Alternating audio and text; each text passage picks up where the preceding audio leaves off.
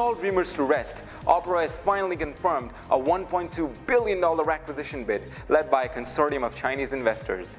TRAI deals a big blow to Facebook, bars any telecom provider from differential pricing of data services. Zomato starts earning profits in 6 of its 23 markets, including India. Gmail becomes safer. We'll now warn you about emails that have been sent over unsecured connections. And we've got more and more, because it's Thursday, February 11th, and this is the Bulletin, powered by Ambrain India.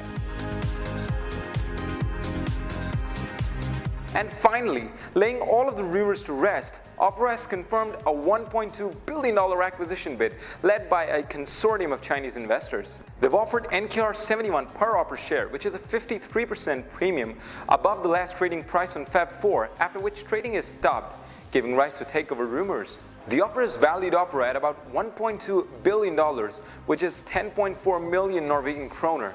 That's about rupees 8,234 crores. As per the proposed offer, the firms will get a 100% stake in Opera. The company's board has agreed to the offer and have unanimously decided to recommend the shareholders to accept the offer. And perhaps the biggest official win for net neutrality, the Telecom Regulator Authority of India, TRAI, has dealt massive blows to Facebook's free basics and telecom operators like Airtel by barring any telecom provider from differential pricing of data services. TRAI has also issued a warning to all telecom providers to not enter into any agreements charging differential amounts based on content. If any telecom provider is found doing so, then they will be charged with a fine somewhere in between rupees 50,000 to rupees 50 lakhs. TRAI's ruling allows for only one exception. In case of an emergency, the telecom providers can reduce prices on data services. But in this case, the Telecom Regulatory Authority has to be notified at least 7 days prior to the application. All hail net neutrality, all hail TRAI, but they've done a very good job. And in first signs of some respite for the struggling food delivery and the Indian on-demand economy as a whole, a top Zomato executive has said that the company has achieved break-even in 6 of its 23 markets. Zomato has achieved break-even in India, the UAE, Lebanon, Qatar, Philippines, and Indonesia. Zomato has been aggressively cutting down its expenses and improving business dynamics since the last 6 to 10 months in order to turn the company profitable. For the year 2014-15, the company recorded operating revenues of rupees 96 crores and losses before interest, taxes, depreciation and amortization of rupees 136 crores. This year though, the company is expecting to double its revenues. Gmail just became a whole lot safer.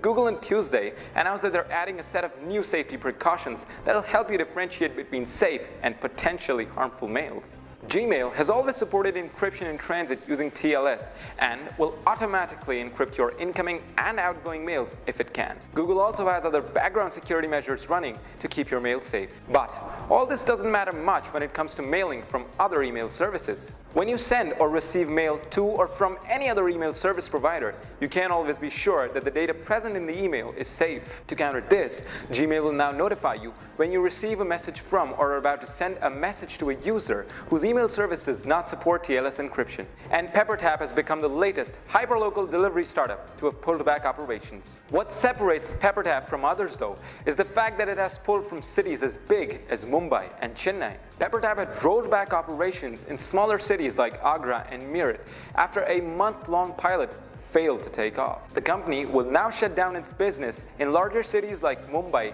Ahmedabad, Chandigarh, Chennai, and Jaipur. However, the company has confirmed that it will continue business in Delhi, Noida, Gurgaon, Pune, Hyderabad, Bangalore, and Faridabad, a few of its strongholds where it continues to see decent dominance. In a rather unfortunate incident which happened this week, Jabong's largest warehouse near Gurgaon, in Pataudi to be exact, caught fire. Times of India reported that the fire was so huge that it required 25 fire tenders, including private operators and the Indian Air Force. In fact, the nearby districts of Rewari and Jhajjar were called to tend the fire. Thankfully though, there weren't any human casualties. But Gurgaon Chief Fire Officer I.S. Kashyap reported the fire almost completely destroyed the warehouse near Jamalpur here on Pataudi Road. In what created an uproar of sorts lately, a BuzzFeed report stated that Twitter was switching to a Facebook-like algorithmic timeline soon. This further gave rise to a new top trend on the microblogging site, #RIP Twitter. Well, after these reports went viral, some users took it to themselves to tell Twitter that this isn't a good idea. Some users even stated that they felt betrayed by the web giant trying to become more like Facebook. Reassuring these users was no easy task, so the big boss himself had to speak to them personally. Jack Dorsey, who has been handling the reins of Twitter for about 4 months now, then tweeted to assure his users that Twitter's reverse chronological timeline will not necessarily be going away. He also seemed to be pretty enthusiastic for now about the way the social networking site's timeline looks right now. Now then, let's get going with some notable startup activity rounds from the past 3 days. SoftBank, the biggest investor in budget hotel chain OYO Rooms, has confirmed in its earnings presentation that OYO Rooms has completed the much-rumored all-stock acquisition of Zoe. Nothing on the financial fronts has been revealed yet. Goki, the wearable devices startup which manufactures a wearable fitness tracker accompanied by a personal coach, has received its first major investment from a corporate house, valuing the company to the north of $50 million.